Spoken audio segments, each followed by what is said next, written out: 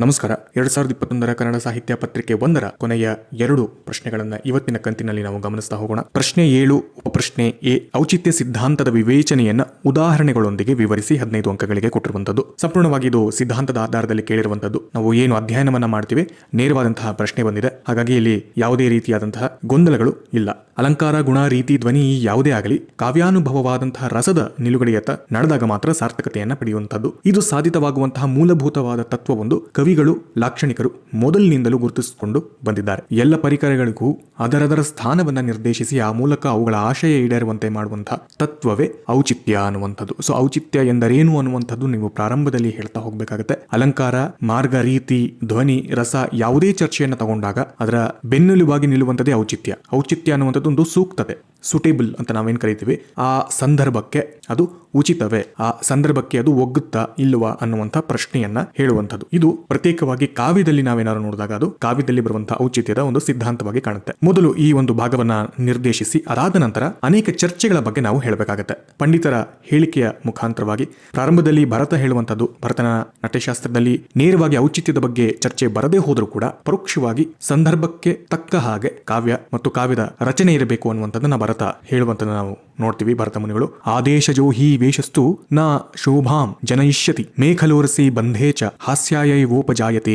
ಭರತ ಮುನಿಗಳು ಒಂದು ಆಭರಣದ ಒಂದು ಉದಾಹರಣೆಯನ್ನು ತಗೊಂಡು ಔಚಿತ್ಯದ ಬಗ್ಗೆ ಪರಿಚಯವನ್ನು ಮಾಡ್ತಾರೆ. ಅನೇಕ ರೀತಿಯಾದಂತಹ ಆಭರಣಗಳನ್ನ ನಾವು ಧರಿಸಿಕೊಳ್ತೇವೆ. ಆದರೆ ಆಯಾ ಭಾಗಗಳಿಗೆ ಧರಿಸಬೇಕಾದಂತಹ ಆಭರಣಗಳನ್ನ ಅಲ್ಲಿಯೇ ಧರಿಸಬೇಕು ಹೊರತು ಬೇರೆ ಕಡೆ ಅದನ್ನ ಧರಿಸಿದ್ರೆ ಅದು ಅನೌಚಿತ್ಯ ಆಗುತ್ತೆ ಅನ್ನುವಂಥದ್ದನ್ನ ಪರೋಕ್ಷವಾಗಿ ಹೇಳುವಂಥದ್ದು. ಓಲೆಯನ್ನ ಕಿವಿಗೆ ಹಾಕೋಬೇಕು, ಮೂಗುಬುಟ್ಟನ್ನ ಮೂಗಿಗೆ ಹಾಕೋಬೇಕು, ಡಾಬನ್ನ ಸೊಂಟಕ್ಕೆ ಹಾಕೋಬೇಕು. ಈ ರೀತಿಯಾದಂತಹ ಮಾನದಂಡಗಳು ಏನು ಇರ್ತವೆ ಅವುಗಳ ಆಧಾರದಲ್ಲಿ ಹೋಗಬೇಕಾಗುತ್ತೆ. ಅದನ್ನ ನಾವು ಔಚಿತ್ಯ ಅಂತ ಕರಿತೀವಿ. ಕಾವ್ಯದಲ್ಲಿಯೂ ಕೂಡ ಇದೇ ರೀತಿಯಾದಂತಹ ಕೆಲವು ಚೌಕಟ್ಟುಗಳಿರ್ತವೆ. ಅದನ್ನ ಮೀರಿದಾಗ ಅನೌಚಿತ್ಯ ಆಗುತ್ತೆ ಎನ್ನುವಂತಹ ಒಂದು ಅಭಿಪ್ರಾಯವನ್ನ ಭರತ ಮುನಿಗಳು ಕೊಡುವಂಥದ್ದು. ಅದೇ ರೀತಿಯಲ್ಲಿ ಭಾಮಹ, ದಂಡಿ, ರುದ್ರಟ, ಆನಂದವರ್ಧನ, ಕುಂತಕ, ಅಭಿನವಗುಪ್ತ ಇವರೆಲ್ಲರೂ ಕೂಡ ಒಂದೊಂದು ರೀತಿಯಲ್ಲಿ ತಮ್ಮದೇ ಆದಂತಹ ಅಭಿಪ್ರಾಯಗಳನ್ನು ಹೇಳ್ತಾರೆ. ಇದು ಅವರವರು ಮಂಡಿಸಿದಂತಹ ಸಿದ್ಧಾಂತದ ಹಿನ್ನೆಲೆಯಲ್ಲಿ. ಕೆಲವರು ಅಲಂಕಾರದಲ್ಲಿ ಔಚಿತ್ಯದ ಬಗ್ಗೆ ಹೇಳಿದರೆ, ಕೆಲವರು ಧ್ವನಿಯಲ್ಲಿ ಔಚಿತ್ಯದ ಬಗ್ಗೆ ಹೇಳ್ತಾರೆ, ಇನ್ನು ಕೆಲವರು ರಸದಲ್ಲಿ, ಗುಣದಲ್ಲಿ, ಮಾರ್ಗದಲ್ಲಿ ಹೇಳ್ತಾ ಹೋಗ್ತಾರೆ. ಆಯಾ ಪಂಡಿತರ ಹಿನ್ನೆಲೆಯಲ್ಲಿಯೇ ನಮ್ಮ ಈ ವಾದವನ್ನ ಮಂಡಿಸ್ತಾ ಹೋಗ್ಬೇಕಾಗುತ್ತೆ. ಕೊನೆಯಲ್ಲಿ ಪ್ರಮುಖವಾಗಿ ಬರುವಂತದ್ದೇ ಕ್ಷೇಮೇಂದ್ರ. ಸೊ ಕ್ಷೇಮೇಂದ್ರನ ಬಗ್ಗೆ ನಾವು ಬಹಳ ಸ್ಪಷ್ಟವಾಗಿ ಔಚಿತ್ಯಕ್ಕೆ ಪ್ರತ್ಯೇಕವಾದಂತಹ ಸಿದ್ಧಾಂತ ಮಾರ್ಗವನ್ನ ಸೃಷ್ಟಿ ಮಾಡಿದಂಥದ್ದು ಕ್ಷೇಮೇಂದ್ರ. ಹಾಗಾಗಿ ಕ್ಷೇಮೇಂದ್ರನ ಬಗ್ಗೆ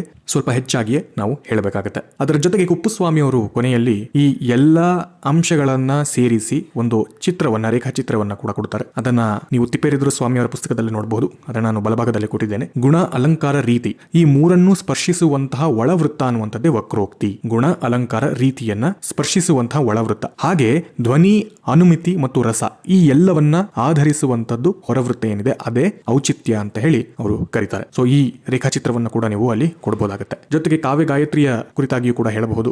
ಧ್ವನಿ, ರಸ, ಔಚಿತ್ಯ ಇವೆಲ್ಲವೂ ಸೇರಿ ಕಾವ್ಯ ಗಾಯತ್ರಿ ಅನ್ನುವಂಥದ್ದನ್ನ ಗುರುತಿಸ್ತೇವೆ ಕಾವ್ಯ ಮೀಮಾಂಸೆಯಲ್ಲಿ ಅಂತ ಕೊಡಬಹುದು. ಇದು ಒಂದು ಭಾಗವಾದ್ರೆ, ಮತ್ತೊಂದು ಭಾಗದಲ್ಲಿ ನೀವು ಉದಾಹರಣೆಗಳನ್ನ ಕೂಡ ಆಯಾ ಸಂದರ್ಭಕ್ಕೆ ತಕ್ಕ ಹಾಗೆ ಕೊಡಬೇಕಾಗುತ್ತೆ. ಹಿಂದೆ ಹೇಳಿದ ಹಾಗೆ ಅಲಂಕಾರದಲ್ಲಿ ಬರುವಂತಹ ಔಚಿತ್ಯ ಅಂತ ಹೇಳಿದಾಗ ಅಲಂಕಾರ ಕುರಿತಾದಂತಹ ಔಚಿತ್ಯಗಳನ್ನ ಕೊಡಬೇಕಾಗುತ್ತೆ. ಗುಣದಲ್ಲಿ ಬರುವಂತದ್ದು, ಧ್ವನಿಯಲ್ಲಿ ಬರುವಂತಹ ಔಚಿತ್ಯ, ರಸದಲ್ಲಿ ಬರುವಂತಹ ಔಚಿತ್ಯ, ಹೀಗೆ ಆಯಾ ಪಂಡಿತರು ಮಂಡಿಸುವಂತಹ ಸಂದರ್ಭದಲ್ಲಿಯೇ ನೀವು ನಿರ್ದಿಷ್ಟವಾಗಿ ಒಂದೆರಡು ಉದಾಹರಣೆಗಳನ್ನ ಕೊಡಬೇಕಾಗುತ್ತೆ. ಯಾವ ಉದಾಹರಣೆ ವಿಶೇಷವಾಗಿ ಹುಡುಕೊಂಡು ಹೋಗೋದಲ್ಲ. ನಾವು ಪಠ್ಯದಲ್ಲಿ ಸಿಗುವಂತಹ ಹಲವು ಉದಾಹರಣೆಗಳನ್ನ ನಾವೆಲ್ಲ ಔಚಿತ್ಯ ಅಂತ ಕೇಳ್ತೀವಿ. ಉದಾಹರಣೆಗೆ ಕಳೆದ ಕಂತುಗಳಲ್ಲಿ ನಾವು ಮುಗಿಸಿದಂತಹ ಚಂದ್ರಮತಿಯ ಪ್ರಲಾಪದ ಸಂದರ್ಭದಲ್ಲಿ ಬೇಡ ಅಕಟಕಟ ಹಸುಳೆ ನೊಂದಿಹನೆಂದು ಅಂತ ಹೇಳಿ ಗೋಗರಿದಾಳೆ. ಅಲ್ಲಿ ಅಕಟಕಟ ಅಂತ ಬರುವಂತದ್ದು ಕರುಣರಸಕ್ಕೆ ಔಚಿತ್ಯವಾಗಿ ಬರುವಂತದ್ದು. ಕರುಣರಸಕ್ಕೆ ಔಚಿತ್ಯವಾಗಿ ಅಕಟಕಟ ಅನ್ನುವಂತಹ ಪ್ರಯೋಗವನ್ನ ರಾಘವಾಂಕ ಮಾಡುವಂತದ್ದನ್ನು ನಾವು ಗಮನಿಸ್ತೀವಿ. ಇದು ರಸ ಔಚಿತ್ಯದಲ್ಲಿ ಉದಾಹರಣೆಯಾಗಿ ತಗೊಳ್ಬಹುದು. ಅದೇ ರೀತಿಯಲ್ಲಿ ರಸ ಔಚಿತ್ಯಕ್ಕೆ ಮತ್ತೊಂದು ಉದಾಹರಣೆ ಅಂತ ಹೇಳಿದಾಗ ರನ್ನನ ಗದಾಯುಧದಲ್ಲಿ ಬರುವಂತಹ ಆರವಂ ನಿರ್ಜಿತ ಕಂಠೀರ ರವಂ ನಿರಸ್ತ ಘನ ರವಂ ಅನ್ನುವಂತಹ ಸಾಲೇನಿದೆ, ಅಲ್ಲಿ ಈ ರ, ಘ, ಡ ಈ ಪ್ರಯೋಗಗಳೇನಿವೆ ಇವೆಲ್ಲವೂ ಕೂಡ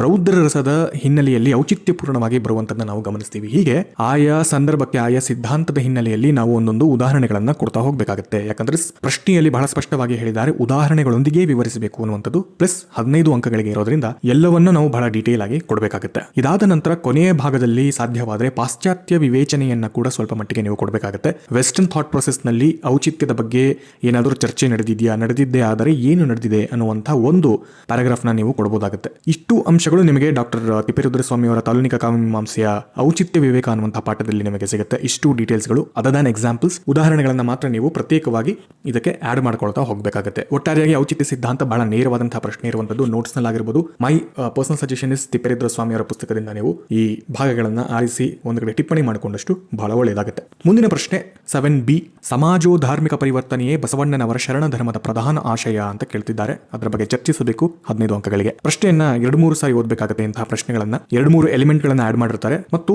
ನಾವು ಅಂದುಕೊಂಡಿರುವಂತಹದ್ದಕ್ಕೂ ಮತ್ತು ಅವರು ಕೇಳ್ತಿರುವಂತಹದ್ದಕ್ಕೂ ಸ್ವಲ್ಪ ಮಟ್ಟಿಗೆ ಮೂಲಭೂತವಾದಂತಹ ವ್ಯತ್ಯಾಸಗಳು ಕೂಡ ಇರ್ತವೆ. ಇಲ್ಲಿ ವಚನಗಳ ಕುರಿತು ಹೆಚ್ಚಾಗಿ ಅವರ ಆಸಕ್ತಿ ಇಲ್ಲ. ಅವರ ನೇರವಾದಂತಹ ಪ್ರಶ್ನೆ ಇರುವಂತದ್ದು ಬಸವಣ್ಣನವರ ಶರಣ ಧರ್ಮದ ಪ್ರಧಾನ ಆಶಯ ಅಂತ ಕೇಳ್ತಿದ್ದಾರೆ, ವಚನಗಳ ಆಶಯ ಅಂತ ಹೇಳ್ತಿಲ್ಲ. ಹಾಗಾಗಿ ಶರಣ ಧರ್ಮದ ಅಷ್ಟು ಚಳವಳಿ, ಅಷ್ಟು ನಂಬಿಕೆಗಳನ್ನ ಹಿನ್ನೆಲೆಯಲ್ಲಿ ಇಟ್ಟುಕೊಂಡು ನಾವು ಈ ಪ್ರಶ್ನೆಗೆ ಉತ್ತರಿಸಬೇಕಾಗುತ್ತೆ. ನಾನು ನನ್ನ ಹೆಜ್ಜೆ ಟೆಲಿಗ್ರಾಮ್ ಚಾನಲ್ ಬಹಳ ಹಿಂದೆ ಈ ವಚನ ಸಾಹಿತ್ಯದ ಕುರಿತಾಗಿ, ಸಾಂಗತ್ಯದ ಕುರಿತಾಗಿ, ರಗಳೆಗಳ ಕುರಿತಾಗಿ ಒಂದೊಂದು ಡಾಕ್ಯುಮೆಂಟ್ ಗಳನ್ನ ನಿಮ್ಮ ಜೊತೆ ಶೇರ್ ಮಾಡಿದ್ದೆ.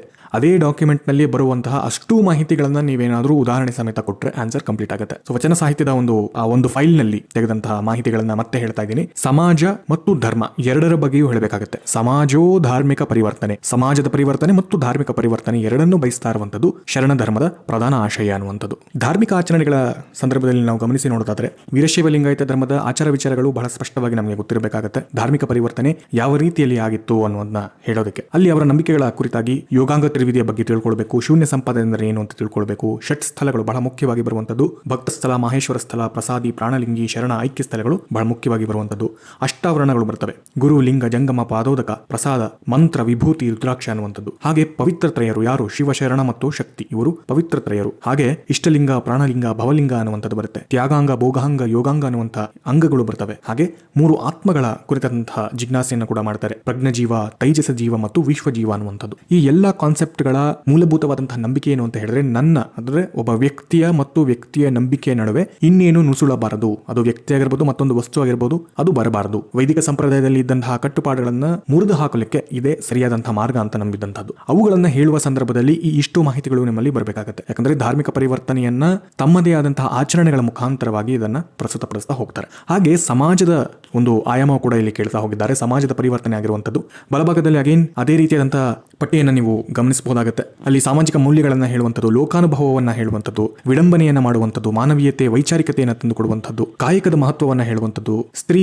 ಪರವಾದಂತಹ ಅಥವಾ ಲಿಂಗ ತಾರತಮ್ಯ ಇಲ್ಲದೆ ಹೋರಾಟವನ್ನು ನಾವು ನಡೆಸಬಹುದು ಅನ್ನುವಂತಹ ಒಂದು ಪರಿಚಯವನ್ನ ಮಾಡಿಕೊಟ್ಟಿದ್ದು, ಪ್ರಾಣಿ ರೂಪಕದ ಮುಖಾಂತರವಾಗಿ ಮೌಲ್ಯಗಳನ್ನ ನಮ್ಮ ಮುಂದೆ ಪ್ರಸ್ತುತಪಡಿಸಿದಂಥದ್ದು, ಇಹಲೋಕದ ಮಹತ್ವ, ಭೂಮಿಯ ಇಲ್ಲಿನ ಮಹತ್ವವನ್ನ ಸಾರದಂಥದ್ದು, ಈ ಎಲ್ಲವೂ ಕೂಡ ಸಮಾಜದ ಪರಿವರ್ತನೆಯಲ್ಲಿ ಕಾಣಬಹುದಾದಂತಹ ಒಂದಷ್ಟು ವಿಚಾರಗಳು. ಇವಿಷ್ಟು ಥಿಯರಿಟಿಕಲ್ ಆಸ್ಪೆಕ್ಟ್ ಆದ್ರೆ ಇವುಗಳನ್ನ ನೀವು ಪ್ರಾಕ್ಟಿಕಲ್ ಆಗಿ ಹೇಗೆ ಕೊಡಬಹುದು ಅಂದ್ರೆ ಒಂದೊಂದು ವಚನಗಳ ಮುಖಾಂತರವಾಗಿ ಕೊಡ್ತಾ ಹೋಗಬಹುದಾಗುತ್ತೆ. ವಚನ ಕಮ್ಮಟ ಕೃತಿಯನ್ನ ಕೈಗೆ ತಗೊಳ್ಳಿ. ಅಲ್ಲಿ ಬರುವಂತಹ ಧರ್ಮದ ಕುರಿತಾದಂತಹ ಮತ್ತು ಸಮಾಜದ ಕುರಿತಾದಂತಹ ಎಲ್ಲ ವಚನಗಳನ್ನ ನೀವು ಒಂದ್ ಕಡೆ ಪಟ್ಟಿ ಮಾಡಿಕೊಂಡು ಇಲ್ಲಿ ಉದಾಹರಣೆಯಾಗಿ ಕೊಡಬಹುದಾಗುತ್ತೆ. ಕಳೆದ ಕಂತಿನಲ್ಲೂ ಕೂಡ ಮಾತಾಡಿದ್ವಿ, ಕಳಬೇಡ ಕುಲಬೇಡ ಅನ್ನುವಂತಹ ಅತ್ಯಂತ ಉತ್ತಮವಾದಂತಹ ಜೀವನ ಮೌಲ್ಯಗಳನ್ನ ಕೊಡುವಂಥದ್ದು ಕೂಡ ಸಮಾಜ ಪರಿವರ್ತನೆಯ ಭಾಗವಾಗಿ ತಗೊಳ್ತಾರೆ. ದಯವೇ ಧರ್ಮದ ಮೂಲ ಅನ್ನುವಂತಹ ಒಂದು ಘೋಷ ವಾಕ್ಯದ ರೀತಿಯಲ್ಲಿಯೇ ಹೊಸ ಧರ್ಮದ ಮಾರ್ಗವನ್ನು ಅವರು ಪರಿಚಯ ಮಾಡ್ತಾರೆ. ಕಾಯಕದ ಮಹತ್ವವನ್ನ ಸಾರುವಾಗ ಅಲ್ಲಿ ಡಿಗ್ನಿಟಿ ಆಫ್ ಲೇಬರ್ ಅನ್ನುವಂಥ ಕಾನ್ಸೆಪ್ಟ್ ಬರುತ್ತೆ. ಯಾರೂ ಅಲ್ಪರಲ್ಲ ಅನ್ನುವಂಥ ಒಂದು ಕಾನ್ಸೆಪ್ಟ್ ಅನ್ನ ಕೂಡ ಅವರು ಪರಿಚಯಿಸ್ತಾರೆ. ಹಾಗಾಗಿ ನಾವು ಎಲ್ಲ ರೀತಿಯ ಕರ್ಮಗಳಲ್ಲಿ ತೊಡಗಿಕೊಂಡಿದ್ದಂತಹ, ಕೆಲಸಗಳಲ್ಲಿ ತೊಡಗಿಕೊಂಡಂತಹ ಅನೇಕ ಹಿನ್ನೆಲೆಯ ವಚನಗಾರರನ್ನ ನಾವಿಲ್ಲಿ ಗಮನಿಸಬಹುದಾಗುತ್ತೆ. ಹೀಗೆ ಎರಡೂ ವಿಷಯಗಳನ್ನ ನೀವು ಮರ್ಜ್ ಮಾಡಿಕೊಂಡು ಸೂಕ್ತವಾದಂತಹ ವಚನಗಳ ಸಾಲುಗಳನ್ನ ಉದಾಹರಣೆಯಾಗಿ ಕೊಡ್ತಾ ಹೋದಾಗ ಈ ಆನ್ಸರ್ ಕಂಪ್ಲೀಟ್ ಆಗ್ತಾ ಹೋಗುತ್ತೆ. ಬಟ್ ಕ್ವಶನ್ ನ ಬಹಳ ಕೇರ್ಫುಲ್ ಆಗಿ ಓದಲೇಬೇಕಾಗುತ್ತೆ. ಇಲ್ಲಿ ಅವರ ಡಿಮ್ಯಾಂಡ್ ಇರುವಂತದ್ದು ಕೇವಲ ವಚನ ಸಾಹಿತ್ಯ ಅಷ್ಟೇ ಅಲ್ಲ, ಒಟ್ಟಾರೆ ಶರಣ ಧರ್ಮ ಆಗಿರೋದ್ರಿಂದ ಶರಣ ಧರ್ಮವನ್ನ ಸಂಪೂರ್ಣವಾಗಿ ಪ್ರತಿಬಿಂಬಿಸುವಂತಹ ಎಲ್ಲ ಎಲಿಮೆಂಟ್ಗೂ ನೀವು ನ್ಯಾಯವನ್ನ ಕೊಡಬೇಕಾಗುತ್ತೆ. ಮುಂದಿನ ಪ್ರಶ್ನೆ 7C, ಕನ್ನಡ ಮಹಿಳಾ ಕಾವ್ಯದಲ್ಲಿ ಸ್ತ್ರೀವಾದಿ ನೆಲೆಗಳ ಸ್ವರೂಪವನ್ನ ಚರ್ಚಿಸಿ. ಕನ್ನಡ ಮಹಿಳಾ ಕಾವ್ಯದಲ್ಲಿ ಸ್ತ್ರೀವಾದಿ ನೆಲೆಗಳನ್ನ ನಾವು ವಿಮರ್ಶೆಯ ಹಿನ್ನೆಲೆಯಲ್ಲಿ ತಿಳ್ಕೊಂಡಿರ್ತೀವಿ. ಅದು ಮಹಿಳಾ ಸಾಹಿತ್ಯದಲ್ಲಿ, ಅದರಲ್ಲಿ ಕನ್ನಡದ್ದೇ ಆಗಬೇಕು ಮತ್ತು ಮಹಿಳಾ ಕಾವ್ಯದಲ್ಲಿ ಆಗಬೇಕು, ಸಾಹಿತ್ಯದಲ್ಲಿ ಅಲ್ಲ, ಕಾವ್ಯದಲ್ಲಿ. ಹಾಗಾಗಿ ನಮಗೆ ಕನ್ನಡದ ಕವಯಿತ್ರಿಗಳ ಪರಿಚಯವೂ ಕೂಡ ಸಾಕಷ್ಟು ಇರಬೇಕಾಗುತ್ತೆ. ಮೊದಲನೇದಾಗಿ ಕನ್ನಡದ ಮಹಿಳಾ ಕಾವ್ಯ ಅಂತ ಹೇಳ್ತಿದ್ದಾಗೆ ನಮ್ಮ ತಲೆಗೆ ಬರಬೇಕಾಗಿರುವಂಥದ್ದು ಅಕ್ಕ ಮಹಾದೇವಿಯವರು. ಅಕ್ಕ ಮಹಾದೇವಿಯವರ ಸಂದರ್ಭದಲ್ಲಿಯೇ ನಮಗೆ ಅಧಿಕೃತವಾಗಿ ಕನ್ನಡ ನೆಲೆಗಟ್ಟಿನಲ್ಲಿ, ಕನ್ನಡ ಸಾಹಿತ್ಯದ ಹಿನ್ನೆಲೆಯಲ್ಲಿ ಮಹಿಳಾ ಕಾವ್ಯದ ಒಂದು ಬುನಾದಿ ಅಂತಾನೆ ಅದನ್ನ ಕರ್ಕೊಳ್ಬಹುದಾಗಿದೆ. ಇದೇ ಧೋರಣೆಯ ಮತ್ತೊಂದು ಮಜಲನ್ನ ನಾವು ಸಂಚಿಯ ಹೊನ್ನಮರಲ್ಲೂ ಕೂಡ ಕಾಣುತ್ತೇವೆ ಹಾದಿಬದಿಯ ಧರ್ಮದ ಸಂದರ್ಭದಲ್ಲಿ. ಈ ಹೆಸರುಗಳನ್ನ ಅಥವಾ ಈ ವಿಚಾರಗಳನ್ನ ನೀವು ಮುಂದಿಟ್ಟುಕೊಂಡೇ ಕನ್ನಡ ಮಹಿಳಾ ಕಾವ್ಯದ ವಿಚಾರವನ್ನ ಬೇರೆ ಸಂದರ್ಭದಲ್ಲಿ ಹೇಳಬೇಕಾಗುತ್ತೆ. ಈ ಎರಡು ಆಯಾಮಗಳನ್ನ ಹೇಳದ ಹೊರತು ಈ ಆನ್ಸರ್ ಇನ್ಕಂಪ್ಲೀಟ್ ಆಗುತ್ತೆ. ಸೊ ಪ್ರಾರಂಭದ ಹಂತದಿಂದಲೂ ಕೂಡ ಹೇಳಬೇಕಾಗುತ್ತೆ. ಅಕ್ಕಮಹಾದೇವಿ ಮತ್ತು ಸಂಚೆ ಹೊನ್ನಮ್ಮನ ಹೆಸರುಗಳನ್ನ ಸೂಚಿಸಿ ಅವರ ವಿಚಾರಧಾರೆಗಳನ್ನ ಪರಿಚಯ ಮಾಡಿ ನಂತರ ನೀವು ಆಧುನಿಕ ಸಂದರ್ಭದಲ್ಲಿ ನಮಗೆ ನವೋದಯ ಪ್ರಗತಿಶೀಲರ ಸಂದರ್ಭದಲ್ಲಿ ಅಷ್ಟಾಗಿ ಕಾಣಿಸೋದಿಲ್ಲ. ಅದು ಕಾಣುವಂಥದ್ದು ನವ್ಯೋತ್ತರದ ಕಾಲದಲ್ಲಿ. ಅದರಲ್ಲೂ ಪ್ರಮುಖವಾಗಿ ಮಹಿಳಾ ಬರವಣಿಗೆಗಳು, ಕಾದಂಬರಿಗಳು, ಕಥೆಗಳನ್ನ ಬಿಟ್ಟು ಕಾವ್ಯಕ್ಕೆ ತಿರುಗಿದಂತಹ ಒಂದು ಸಂದರ್ಭ ಅದು. ಇದು ಕೂಡ ಮುಖ್ಯವಾದಂತಹ ಒಂದು ಅಂಶ. ಕಾದಂಬರಿಕಾರತೆಯಾಗಿ ವಿಮರ್ಶಕರಾಗಿ ಅನೇಕ ಕ್ಷೇತ್ರಗಳಲ್ಲಿ ಅವರು ದುಡಿದರೂ ಕೂಡ ಕಾವ್ಯದ ಸಂದರ್ಭದಲ್ಲಿ ಬಹಳ ಹೆಚ್ಚಿನ ಕೃಷಿಯನ್ನ ಮಾಡುವಂಥದ್ದು ನವ್ಯೋತ್ತರದ ಕಾಲದಲ್ಲಿ. ಸೊ ಆ ಅಂಶ ನಿಮಗೆ ಗೊತ್ತಿರಬೇಕಾಗುತ್ತೆ. ದಲಿತ ಬಂಡಾಯ ವಿಚ್ ಇನ್ಕ್ಲೂಡ್ಸ್ ನವ್ಯೋತ್ತರ. ಸೊ ಆ ಸಂದರ್ಭದಲ್ಲಿ ನಡೆಯುವಂತಹ ಬೆಳವಣಿಗೆಗಳ ಕುರಿತಾಗಿ ನೀವು ಬೆಳಕು ಚೆಲ್ಲಬೇಕಾಗುತ್ತೆ. ಸ್ತ್ರೀವಾದಿ ವಿಮರ್ಶೆಯಲ್ಲಿ ನೀವೇನೇನು ಓದ್ತೀರಾ, ನಾವು ವಿಮರ್ಶೆಯ ಪಾಠದಲ್ಲಿ ಏನೆಲ್ಲ ಓದಿರ್ತೀವಿ ಅವೆಲ್ಲವೂ ಕೂಡ ಇಲ್ಲಿ ಪ್ರಸ್ತುತ ಆಗುತ್ತೆ. ಸಿಮೋನ್ ದಿ ಬೋ ಆಗಿರಬಹುದು, ವರ್ಜಿನಿಯಾ ವುಲ್ಫ್ ಆಗಿರಬಹುದು, ಶಿವಾಲ್ವರ್ ಆಗಿರಬಹುದು, ಈ ಎಲ್ಲಾ ಕಾನ್ಸೆಪ್ಟ್ಗಳು ಏನೇನು ಬರ್ತವೆ ಅವಷ್ಟು ಕೂಡ ಇಲ್ಲಿ ಪ್ರಸ್ತುತ. ಯಾಕಂದ್ರೆ ಅವೇ ಇನ್ಫ್ಲುಯೆನ್ಸ್ ಮಾಡಿರುವಂಥದ್ದು. ಅದೇ ಕಾನ್ಸೆಪ್ಟ್ಗಳನ್ನ ಮತ್ತೆ ನೀವು ಇಲ್ಲಿ ತಂದು ಎಕ್ಸ್ಪ್ಲೇನ್ ಮಾಡಬೇಕಾಗುತ್ತೆ. ಆದರೆ ಯಾವುದರ ಹಿನ್ನೆಲೆಯಲ್ಲಿ? ಕನ್ನಡದ ಮಹಿಳಾ ಕಾವ್ಯದ ಹಿನ್ನೆಲೆಯಲ್ಲಿ. ಇಲ್ಲೂ ಕೂಡ ಎಂದಿನಂತೆ ಬಂದಂತಹ ಪ್ರಶ್ನೆಗಳು ಆರ್ಥಿಕ ಸಮಾನತೆಯನ್ನ ಬಯಸುವಂಥದ್ದು, ದೌರ್ಜನ್ಯ ಅಥವಾ ಶೋಷಣೆಗಳ ಬೇರನ್ನ ಹುಡುಕ್ತಾ ಹೋಗುವಂತಹ ಒಂದು ಪ್ರಯತ್ನವನ್ನ ಅವರು ಮಾಡ್ತಾರೆ. ಎಲ್ಲಿಂದ ಬಂತು, ಯಾಕೆ ಬಂತು, ಇದನ್ನ ಹೇಗೆ ತೆಗೆದು ಹಾಕಬೇಕಾಗತ್ತೆ ಅನ್ನುವಂತಹ ಚರ್ಚೆಗಳು ನಡೆಯುವಂಥದ್ದು. ಹೆಣ್ಣಿನ ಆಸೆಯೂ ಕೂಡ ಒಂದು ಭಾಗವಾಗಿ ಬರುವಂಥದ್ದು. ಅವರ ಮನಸ್ಸಿನಲ್ಲಿ ನಡೆಯುವಂತಹ ಆಲೋಚನೆಗಳು, ಯೋಚನೆಗಳು ಇವೆಲ್ಲವೂ ಕೂಡ ಈ ಕಾವ್ಯದ ಭಾಗಗಳಾಗಿ ಈ ಕ್ಷೇತ್ರದಲ್ಲಿ ಬಂದಂತಹ ಒಂದಷ್ಟು ಥೀಮ್ಸ್ ಅಂತ ನಾವೇನು ಕೇಳ್ತೀವಿ, ವಿಷಯಗಳು ಇಂತಹವುಗಳೇ.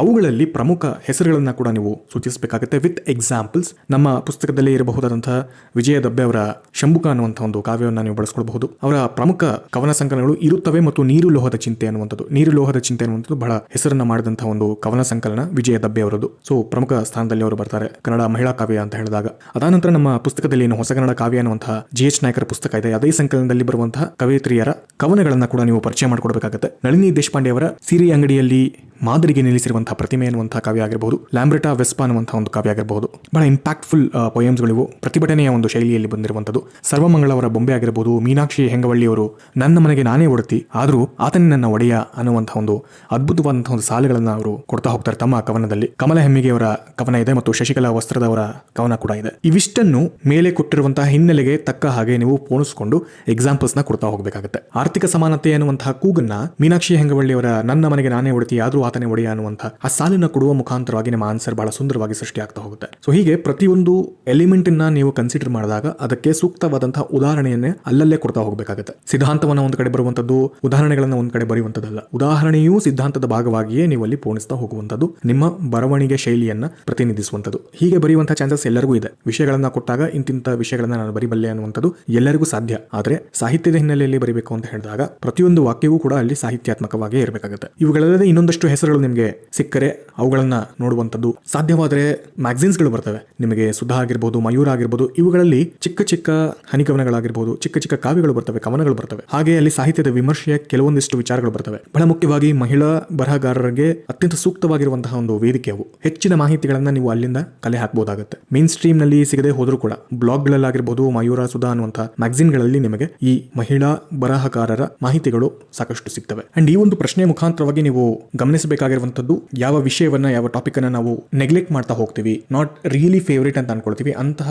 ವಿಚಾರಗಳು ಕೆಲವೊಮ್ಮೆ ಉದ್ಭವ ಆಗಬಹುದು. ಅಂಡ್ ಇಂತಹ ಕೆಲವು ಪ್ರಶ್ನೆಗಳು ಕಡ್ಡಾಯ ಪ್ರಶ್ನೆಯಲ್ಲಿ ಬಂದಾಗ ನಮಗೆ ಕಠಿಣ ಸವಾಲನ್ನ ಹಾಕ್ತವೆ. ಸೊ ಅದನ್ನ ಅವಾಯ್ಡ್ ಮಾಡ್ಕೊಳ್ಳೋದಕ್ಕೋಸ್ಕರ make sure you cover the complete syllabus respective of the previous years weightage. ಹಿಂದೆ ಕಡಿಮೆ ಕೇಳಿದ್ರು ಕೂಡ, ಒಂದೇ ಒಂದ್ಸಲಿ ಬಂದಿದ್ರು ಕೂಡ ಪರವಾಗಿಲ್ಲ, ಅವುಗಳಿಗೆ ಇಂತಿಷ್ಟು ಸಮಯವನ್ನ ಮೀಸಲಿಟ್ಟು ಓದಲೇಬೇಕಾಗುತ್ತೆ, ಒಂದಷ್ಟು ಟಿಪ್ಪಣಿಯನ್ನ ಮಾಡಿಕೊಳ್ಳೇಬೇಕಾಗುತ್ತೆ. ಮುಂದಿನ ಪ್ರಶ್ನೆ, ನವೋದಯ ಕವಿಗಳು ಕನ್ನಡ ನಾಡಿನ ಏಕೀಕರಣಕ್ಕೆ ಹೇಗೆ ಸ್ಪಂದಿಸಿದ್ದಾರೆ ವಿವೇಚಿಸಿ ಅನ್ನುವಂಥದ್ದು. ಇಲ್ಲೂ ನಿಮಗೆ ಬಹಳಷ್ಟು ಮಾಹಿತಿಗಳಿರ್ತವೆ. ಚಿರಪರಿಚಿತ ವಾಕ್ಯಗಳು, ಕವನಗಳು, ಘೋಷವಾಕ್ಯಗಳು ಎಲ್ಲವೂ ನಿಮಗೆ ನೆನಪಲ್ಲಿರ್ತವೆ. ಅವೆಲ್ಲವನ್ನ ನೀವು ಇಲ್ಲಿ ಸೇರಿಸಿ ಕೊಡುವಂಥದ್ದು. ಆದ್ರೆ ಬಹಳ ಮುಖ್ಯವಾಗಿ ಪ್ರಶ್ನೆಯನ್ನ ನಾವು ಎಂಟರ್ ಆಗಬೇಕು ಅಂತ ಹೇಳಿದ್ರೆ, ಪ್ರವೇಶವನ್ನು ಹೇಗೆ ಮಾಡಬೇಕು ಅಂತ ಹೇಳಿದ್ರೆ, ನವೋದಯದ ಕಾಲಮಾನದ ಜೊತೆಗೆ ರಾಷ್ಟ್ರ ಮತ್ತು ಉಪರಾಷ್ಟ್ರದ ಕಲ್ಪನೆಯ ಒಂದು ಹಿನ್ನೆಲೆಯನ್ನ ಕೊಡಬೇಕಾಗುತ್ತೆ. ನೇರವಾಗಿ ನಾವು ಏಕೀಕರಣವನ್ನ ತಗೊಂಡು ಬರೋದಲ್ಲ. ಸ್ವಾತಂತ್ರ್ಯ ಚಳವಳಿ ಎಷ್ಟು ಮುಖ್ಯವಾಗಿತ್ತು ಹಾಗೆ ಏಕೀಕರಣದ ಕಾನ್ಸೆಪ್ಟ್ ಕೂಡ ಅಷ್ಟೇ ಮುಖ್ಯವಾಗಿತ್ತು. ಯಾಕಂದ್ರೆ ರಾಷ್ಟ್ರ ಕಲ್ಪನೆ ಹೇಗೆ ಪ್ರಮುಖವಾಗಿತ್ತು ಹಾಗೆ ಉಪರಾಷ್ಟ್ರೀಯತೆ ಅನ್ನುವಂಥ ಕಲ್ಪನೆಯು ಕೂಡ ಅಷ್ಟೇ ಪ್ರಮುಖವಾಗಿತ್ತು ಅನ್ನೋದನ್ನ ನೀವು ನೆನಪಿಟ್ಕೊಳ್ಬೇಕು. ಅದಾದ ನಂತರ ನೀವು ನೇರವಾಗಿ ಏಕೀಕರಣ ಪ್ರಕ್ರಿಯೆಗೆ ಬರ್ತೀರಾ. ಹೇಗೆ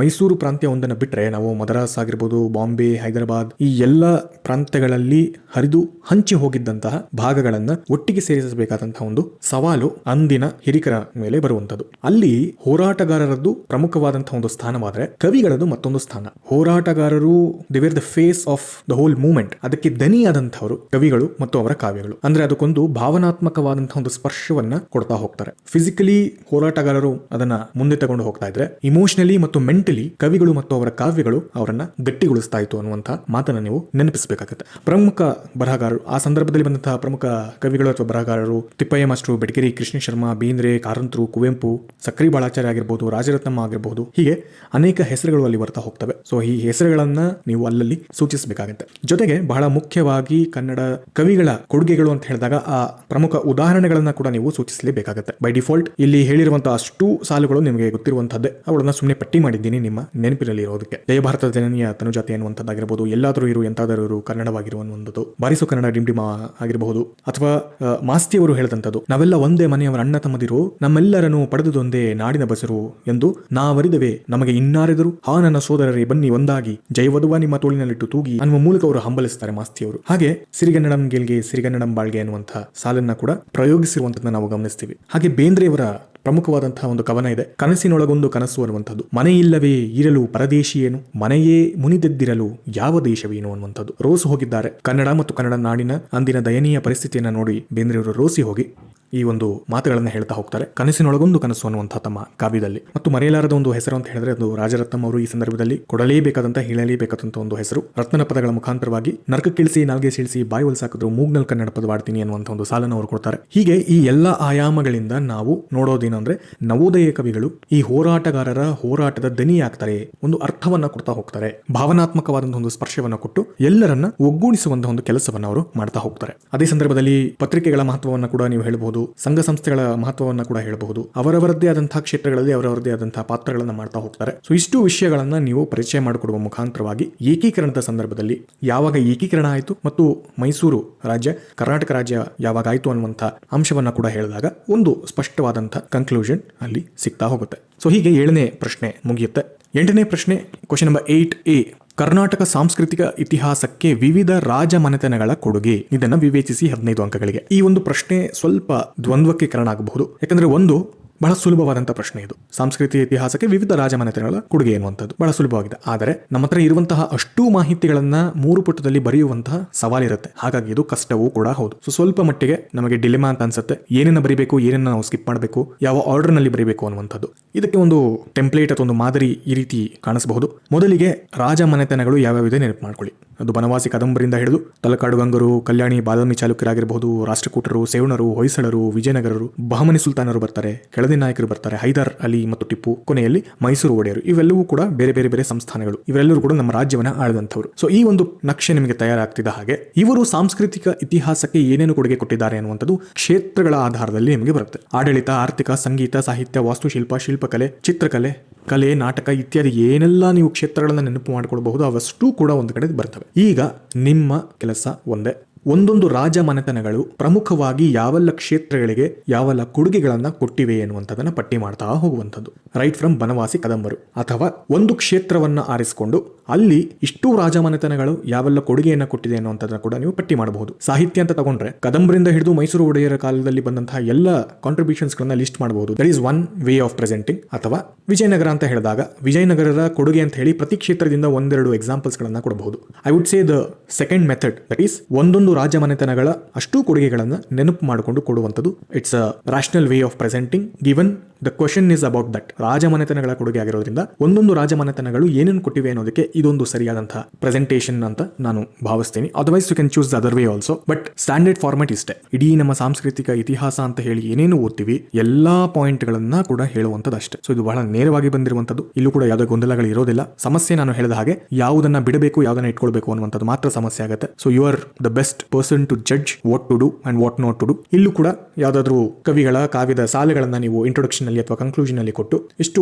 ಬರೆಯುವ ಮುಖಾಂತರವಾಗಿ ಆನ್ಸರ್ ಬಹಳ ಸುಂದರವಾಗಿ ಕಾಣುತ್ತೆ. ಮುಂದಿನ ಪ್ರಶ್ನೆ, ಕರ್ನಾಟಕದಲ್ಲಿ ಶ್ರೀ ವೈಷ್ಣವ ಧರ್ಮ ಕಲೆ ಮತ್ತು ಸಂಸ್ಕೃತಿಗೆ ಕೊಟ್ಟಂತಹ ಕೊಡುಗೆಯನ್ನು ಸಮೀಕ್ಷಿಸಿ ಅನ್ನುವಂಥದ್ದು. Again for 15 marks. I would say it is rather a tricky question. ಯಾಕಂದ್ರೆ ಇಲ್ಲಿ ಬಹಳ ಸ್ಪೆಸಿಫಿಕ್ ಆಗಿ ಮೆನ್ಷನ್ ಮಾಡ್ತಿರುವಂತದ್ದು ಶ್ರೀ ವೈಷ್ಣವ ಧರ್ಮ. ಬರೀ ವೈಷ್ಣವ ಧರ್ಮ ಅಲ್ಲ, ಶ್ರೀ ವೈಷ್ಣವ ಧರ್ಮ ಅನ್ನುವಂಥದ್ದು. ಹಾಗಾಗಿ ಮೊದಲಿಗೆ ನಾವು ಶ್ರೀ ವೈಷ್ಣವ ಧರ್ಮದ ಬಗ್ಗೆ ಆಲೋಚನೆ ಮಾಡಬೇಕಾಗುತ್ತೆ, ಅವುಗಳ ಬಗ್ಗೆ ಒಂದಷ್ಟು ಮಾಹಿತಿಯನ್ನು ಕೊಡಬೇಕು.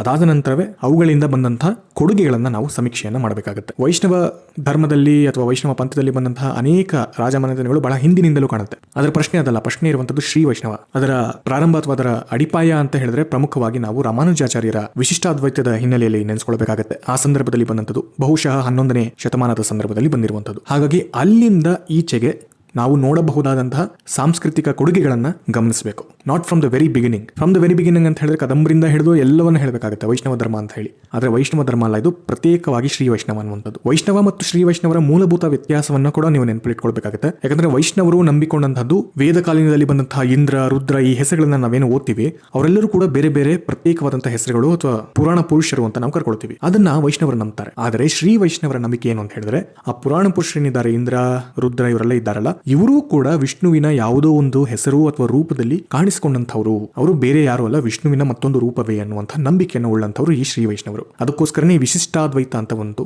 ಬರುವಂಥದ್ದು. ವಿಶಿಷ್ಟಾದ್ವೈತದ ಬಗ್ಗೆ ನೀವು ಓದಿದಾಗ ನಿಮಗೆ ಈ ಒಂದು ಕ್ಲಾರಿಫಿಕೇಶನ್ ಬರುವಂಥದ್ದು. ಸೊ ಇದು ಸೈದ್ಧಾಂತಿಕ ಹಿನ್ನೆಲೆಯಲ್ಲಿ ಈ ಒಂದು ಕ್ಲಾರಿಟಿ ಸಿಕ್ಕ ನಂತರ ಶ್ರೀ ವೈಷ್ಣವ ಧರ್ಮದ ಇನ್ಫ್ಲೂಯೆನ್ಸ್ ಯಾವ ರಾಜಮನೆತನಗಳ ಮೇಲಾಗಿದೆ ಅನ್ನೋದನ್ನ ಮೊದಲು ಗುರುತಿಸಬೇಕಾಗುತ್ತೆ. ಹೊಯ್ಸಳ ಆಗಿರಬಹುದು, ವಿಜಯನಗರ ಮತ್ತು ಮೈಸೂರು ಸಂಸ್ಥಾನದಲ್ಲಿ ದೊಡ್ಡ ಮಟ್ಟದ ಇನ್ಫ್ಲೂಯೆನ್ಸ್ ಆಗಿರೋದು. ಈಗ ನಿಮ್ಮ ಕೆಲಸ ಇರುವಂತದ್ದು ಹೊಯ್ಸಳ, ವಿಜಯನಗರ ಮತ್ತು ಮೈಸೂರು ಸಂಸ್ಥಾನದಲ್ಲಿ ನಡೆದಂತಹ ಸಾಂಸ್ಕೃತಿಕ ಕೊಡುಗೆಗಳ ಪಟ್ಟಿಯನ್ನ ಮಾಡುವಂಥದ್ದು. ಅಗೇನ್ ಸಂಗೀತ, ಸಾಹಿತ್ಯ, ವಾಸ್ತುಶಿಲ್ಪ, ಚಿತ್ರಕಲೆ ಈ ಪಟ್ಟಿಯನ್ನ ತಗೊಂಡು ಆಯಾ ಮನೆತನಗಳು ಯಾವ ರೀತಿಯಲ್ಲಿ ಕೊಡುಗೆಯನ್ನು ಕೊಟ್ಟವು ಮತ್ತು ಇದಕ್ಕೆ ಶ್ರೀ ವೈಷ್ಣವ ಧರ್ಮ ಯಾವ ರೀತಿಯಲ್ಲಿ ನೇರವಾಗಿಯೋ ಪರೋಕ್ಷವಾಗಿಯೋ ಪ್ರಭಾವವನ್ನ ಬೀರಿದೆ ಅನ್ನುವಂಥದ್ದನ್ನ ಕೂಡ ಹೇಳಬೇಕು. ಬೇಲೂರಿನ ಚೆನ್ನಕೇಶ್ವ ದೇವಸ್ಥಾನ ಅಂತ ಹೇಳಿದಾಗ ಅಲ್ಲಿ ಶ್ರೀ ವೈಷ್ಣವದ ಇನ್ಫ್ಲೂಯೆನ್ಸ್ ಆಗಿರುವಂತದನ್ನ ಸ್ಪಷ್ಟವಾಗಿ ನಾವು ಹೈಲೈಟ್ ಮಾಡಬೇಕು. ಅಥವಾ ಶ್ರೀರಂಗಪಟ್ಟಣದಲ್ಲಿ ಇರುವಂತಹ ರಂಗನಾಥ ಸ್ವಾಮಿ ದೇವಾಲಯ ಅಂತ ಹೇಳಿದಾಗ ಅಲ್ಲಿ ನಡೆದಂತಹ ಶ್ರೀ ವೈಷ್ಣವದ ಇನ್ಫ್ಲೂಯೆನ್ಸ್ ನಾವು ಗುರುತು ಹಿಡಬೇಕಾಗುತ್ತೆ. So these are things which you have to do and that is why Shri Vaishnava ಅನ್ನುವಂಥದ್ದನ್ನ ಸ್ಪೆಸಿಫಿಕ್ ಆಗಿ ಕೇಳಿರೋದ್ರಿಂದ ನಮಗೆ ಸ್ವಲ್ಪ ಮಟ್ಟಿಗೆ ಗೊಂದಲ ಆಗುತ್ತೆ. ಅದನ್ನ ಅರ್ಥ ಮಾಡಿಕೊಳ್ಳದೆ ಕಂಪ್ಲೀಟ್ ಆಗಿ ವೈಷ್ಣವ ಧರ್ಮ ಅಂತ ಬರೆದ್ರೆ ಅಂಕಗಳು ಬಹಳ ಕಡಿಮೆ ಆಗುತ್ತೆ.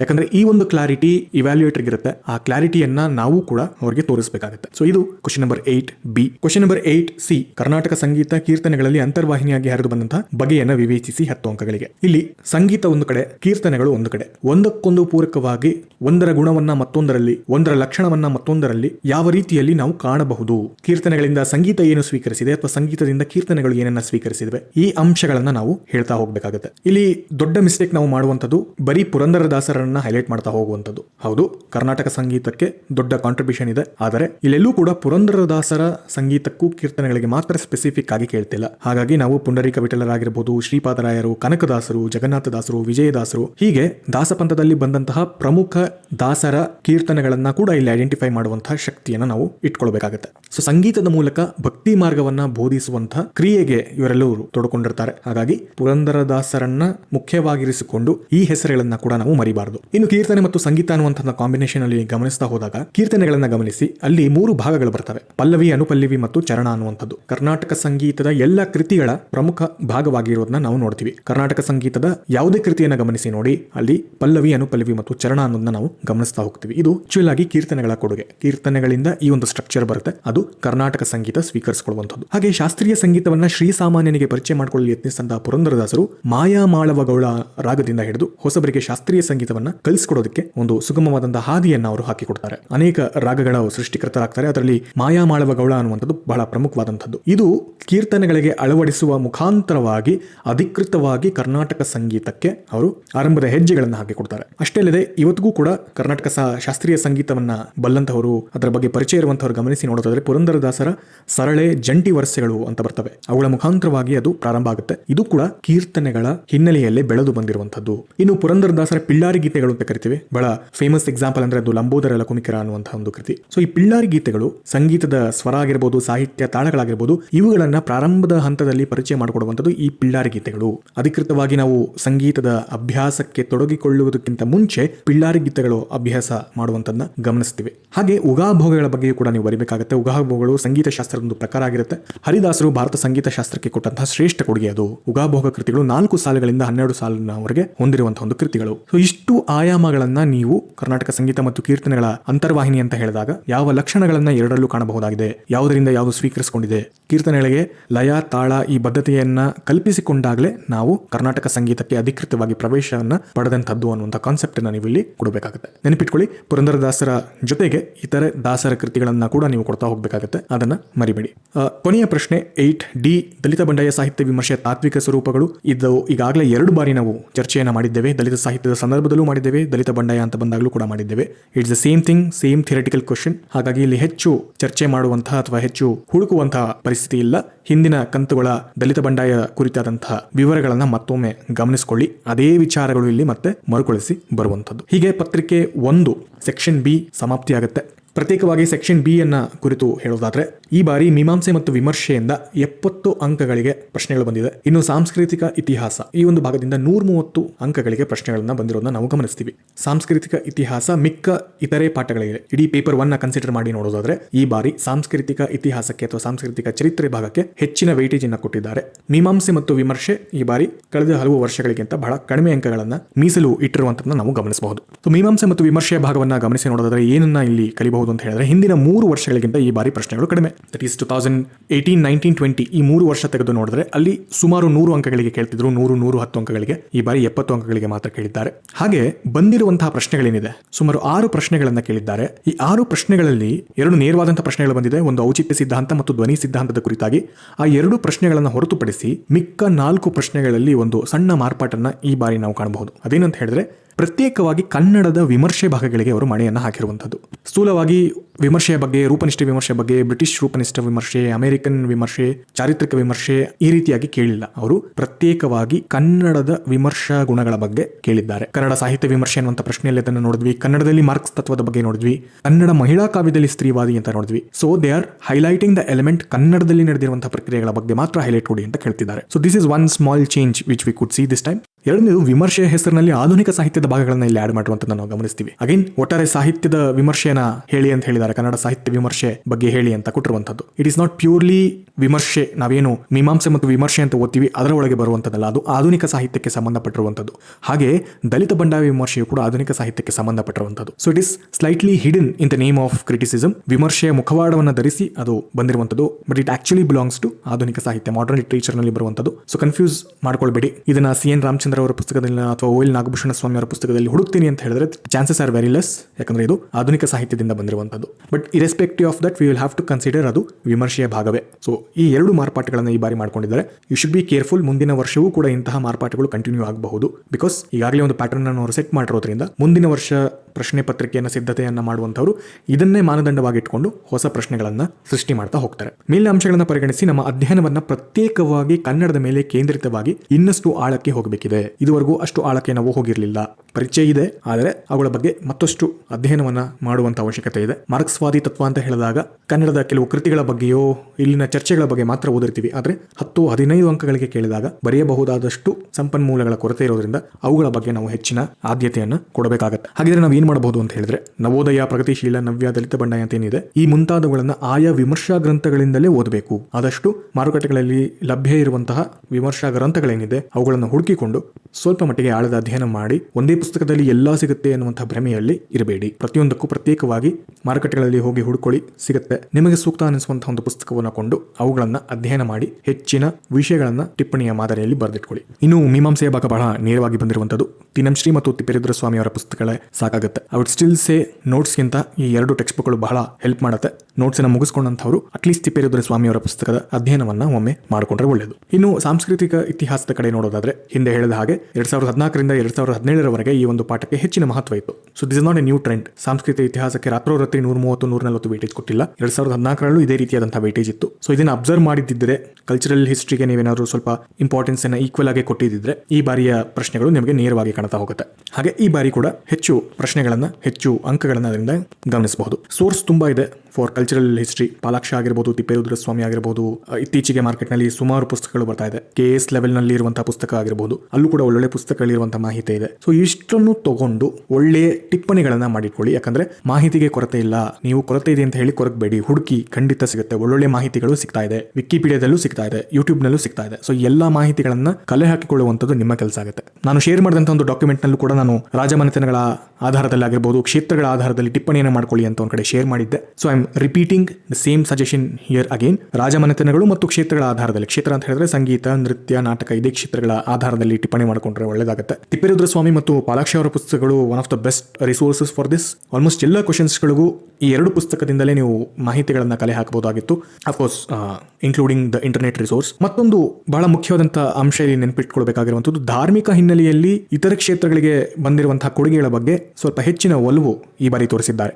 ಶ್ರೀ ವೈಷ್ಣವ ಆಗಿರಬಹುದು, ಶಿವಶರಣರ ಕುರಿತಾದಂತಹ ಅಂಶ ಆಗಿರಬಹುದು, ಮುಂದೆ ಕ್ರೈಸ್ತ ಸಮುದಾಯದಾಗಿರಬಹುದು ಅಥವಾ ಇಸ್ಲಾಂ ಧರ್ಮದ ಒಂದು ಕೊಡುಗೆ ಆಗಿರ್ಬೋದು, ಇವುಗಳನ್ನು ಹಿಂದೆಯೂ ಕೇಳಿದ್ದಾರೆ, ಮುಂದೆ ಕೇಳುವಂತಹ ಸಂದರ್ಭಗಳು ಖಂಡಿತ ಇದ್ದೇ ಇರುತ್ತೆ. ಹಾಗಾಗಿ ಧಾರ್ಮಿಕ ಹಿನ್ನೆಲೆಯ ಕೊಡುಗೆಗಳು ಆಯಾ ಕ್ಷೇತ್ರಗಳಲ್ಲಿ ನಡೆದಿರುವಂತಹದನ್ನ ಗಮನಿಸಿಕೊಂಡು ಅದಕ್ಕೂ ಕೂಡ ನೀವು ಟಿಪ್ಪಣಿಯನ್ನ ಮಾಡ್ಕೊಳ್ಬೇಕಾಗುತ್ತೆ. ಸೊ ಆಲ್ ಇನ್ ಆಲ್, ಹೊಸಬರಿಗೆ, ಸಾಹಿತ್ಯಕ್ಕೆ ಹೊಸದಾಗಿ ಕಾಲಿಟ್ಟಿರುವಂತಹ ಹಲವರಿಗೆ ಒಂದು ಸಜೆಷನ್ ಏನು ಅಂತ ಹೇಳಿದ್ರೆ, ಭಾಷೆ ಮತ್ತು ಸಾಂಸ್ಕೃತಿಕ ಚರಿತ್ರೆ ಏನು ಪಾಠ ಇದೆ, 2 ಪಾಠಗಳನ್ನ ಮೊದಲಿಗೆ ಮುಗಿಸ್ಕೊಳ್ಳಿ. Because it is pretty much similar to your general studies. GSN ನಾವು ಓದಿರೋ ಹಾಗೆ ಅನುಭವ ಕೊಡುತ್ತೆ. So continue with the same manner. 2 ಪಾಠಗಳ ಮುಗಿದ ನಂತರ ಮೀಮಾಂಸೆಗೆ ಮತ್ತು ಆಧುನಿಕ ಸಾಹಿತ್ಯದ ಕಡೆಗೆ ನೀವು ಫೋಕಸ್ ಮಾಡಬಹುದು. ಮೀಮಾಂಸೆ ಮತ್ತು ವಿಮರ್ಶೆ ಮತ್ತು ಆಧುನಿಕ ಸಾಹಿತ್ಯದ ಕುರಿತಾಗಿ ಈ 4 ಪಾಠಗಳು ಮುಗಿದ ನಂತರ ನೀವು ಸಾಹಿತ್ಯ ಚರಿತ್ರೆ ಏನಿದೆ, ಪಂಪನ ಆದಿಯಾಗಿ ರತ್ನಾಕರನವರೆಗೆ ನಾವೇನು ಅಧ್ಯಯನ ಮಾಡ್ತೀವಿ ಅವುಗಳ ಬಗ್ಗೆ ನೀವು ಗಮನವನ್ನು ಕೊಡಬಹುದು. ಸ್ಟಾರ್ಟ್ ವಿತ್ ಭಾಷೆ ಮತ್ತು ಸಾಂಸ್ಕೃತಿಕ ಚರಿತ್ರೆ. ಆದಷ್ಟು ಬೇಗ ಇದನ್ನು ಮುಗಿಸ್ಕೊಳ್ಬಹುದು. All you have to do is collect all the information. ನಂತರ ಮೀಮಾಂಸೆ ವಿಮರ್ಶೆಯ ಭಾಗ ಮತ್ತು ಆಧುನಿಕ ಸಾಹಿತ್ಯದ ಭಾಗ. ಸೊ ಹೀಗೆ ಪತ್ರಿಕೆ 1ರ 8 ಪ್ರಶ್ನೆಗಳ ಕುರಿತಾದಂತಹ ಮಾಹಿತಿಯನ್ನು ನಾನು ಇಲ್ಲಿ ಹಂಚಿಕೊಂಡಿದ್ದೇನೆ. ನಮಸ್ಕಾರ.